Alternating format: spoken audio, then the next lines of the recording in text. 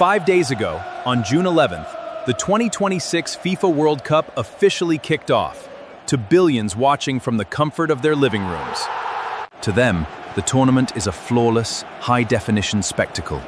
The grass is perfectly cut, the stadiums are full, and the beautiful game is thriving. But if you zoom out from the pitch and look at the international airspace, the border checkpoints, and the broken supply chains, a terrifying reality emerges. What you are watching on television is not just a sports tournament. It is a fragile, logistical trap. It is the most complex, chaotic, and heavily guarded border operation ever attempted in peacetime, and the system is buckling under the pressure. Welcome to Contextalyst. Today, we are tearing down the facade of the 2026 World Cup to expose the three-country border nightmare hiding behind the scenes. To understand why the system is currently buckling under the pressure, we have to look at the sheer, unprecedented scale of what FIFA has engineered. Let's look at the baseline data. The 2022 World Cup in Qatar was a localized micro-event, featuring 32 teams playing in close proximity. The stadiums were so close together that fans and players could easily travel between them via a simple 30-minute subway ride. But in 2026, FIFA expanded the roster to 48 teams, playing 104 matches, spread across 16 host cities. The real issue isn't just the sheer number of games. It is the mind-bending geography of the tournament itself. This event is spread across 3 massive sovereign nations, covering a staggering 4 different time zones and over 3,000 physical miles. Imagine being the manager of a national football team. You might play your first group stage match in the thin, oxygen-deprived high altitude of Mexico City. 4 days later, your entire team is violently yanked 3,000 miles north to play in the freezing, damp climate of Vancouver, Canada. And 3 days after that, your players are forced right back down into the sweltering, suffocating sea-level humidity of Miami, Florida. Sports medicine experts are calling this the logistics tax. In previous tournaments, travel between matches was a mere footnote. In 2026, the brutal physical and mental toll of constant cross-continental flights is going to be the absolute deciding factor of who wins the trophy. You are no longer just playing against 11 men on the pitch.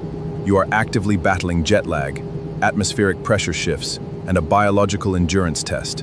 But the geographical exhaustion is nothing compared to the bureaucratic, administrative nightmare of crossing the physical borders themselves. When FIFA awarded this joint bid, international fans made a massive, critical assumption. They assumed North America would operate like the European Schengen zone, a seamless, open border area where you can drive from Germany to France without ever showing a passport. They were catastrophically wrong. The United States, Mexico, and Canada maintain 3 completely distinct, fiercely guarded sovereign borders.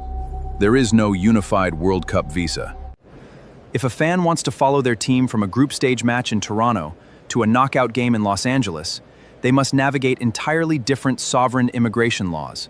The promised visa fast-track system has completely buckled. Right now, thousands of fans are legally trapped, turning international airports into holding pens. When you move millions of foreign nationals across 3 borders, you don't just trigger an immigration crisis. You trigger a massive homeland security operation.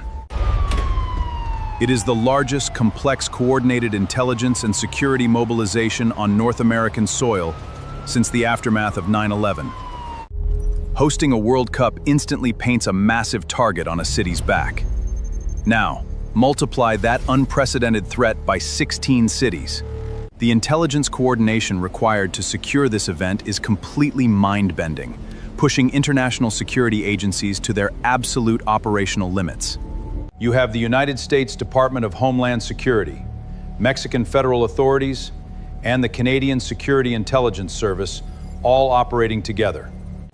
They are desperately attempting to share real-time threat matrix data across a deeply fragmented, highly compressed digital time frame. Every single flight carrying a national team across these borders is actively tracked as a high-risk asset on military radar. High-profile teams are operating under intense, militarized security protocols, forced to fly in and out of the country on strict match-day schedules. Behind the scenes, military aviation authorities have effectively locked down the international airspace over North America. Temporary flight restrictions are moving dynamically across the continent, while specialized drone interdiction units are stationed heavily on stadium roofs. Simultaneously, military cyber command centers are actively fighting off thousands of coordinated digital incursions and cyber attacks every single hour. The invisible wall of security surrounding the 2026 World Cup is costing billions of dollars, and the sheer volume of coordination leaves absolutely zero margin for error. And of course, wherever there is massive logistical chaos, there is an invisible economic black hole waiting to completely swallow the consumer.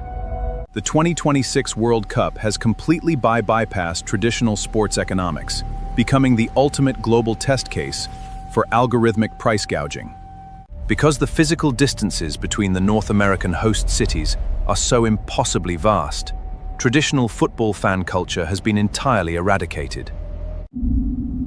The classic days of simply taking a cheap local train and sharing a packed, chaotic hostel with rival fans are permanently gone. The absolute only way to traverse the continent in time for the next match is by surrendering to the domestic airline oligopoly. And their pricing algorithms saw this desperation coming years ago. Airline flights between host cities have violently surged by over 400%. But the most insidious trap is the digital one. Hundreds of thousands of fans crossing borders are realizing their mobile networks do not seamlessly transfer. They are being hit with catastrophic international roaming charges, draining their bank accounts just for using digital maps to navigate to their stadium. Corporate telecom monopolies have quietly offensed the host cities, capitalizing on the absolute desperate need for digital survival in unfamiliar territory. Add in the entirely monopolized hotel blocks that have been aggressively taken over by FIFA and its shadow network of corporate sponsors. And suddenly, the average tourist is no longer just paying the baseline cost for a simple 90-minute football match. They are paying a multi-thousand-dollar logistics tax to an invisible corporate machine that dictates exactly where they sleep, how they fly, and when their phones work. Which brings us back to the ultimate victims of this massive geographical experiment: the athletes themselves. Data analysts have mapped out the knockout stage brackets, and what they discovered is deeply disturbing. They call it the Ping-Pong Penalty. Let's look at Group H. If a team wins this group, their reward is a grueling, zigzagging loop between Los Angeles and Dallas. In the round of 32, they play in LA. Then, they immediately fly to Texas for the round of 16. If they win, they must fly all the way back to LA for the quarterfinals, and then violently yanked back to Dallas for the semis. That is 4 massive cross-country flights in just 15 days. That is over 6,000 miles of continuous travel, constantly resetting biological clocks.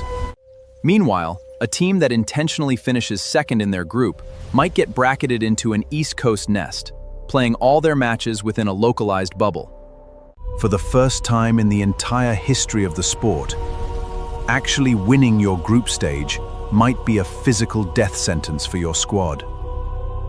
FIFA promised the world that expanding the tournament to 3 nations would democratize the sport. But the mathematical reality is they created an aristocratic endurance test. A tournament where the absolute true winners are the airline monopolies, the telecom giants, and the teams lucky enough to avoid the geographical meat grinder. The 2026 World Cup is a marvel of human coordination, but it is also a terrifying warning about the limits of global mega events, and you are paying for it. To keep connecting the hidden dots behind major global events, hit the subscribe button below and join the Contextalyst Intelligence Network. Stay vigilant.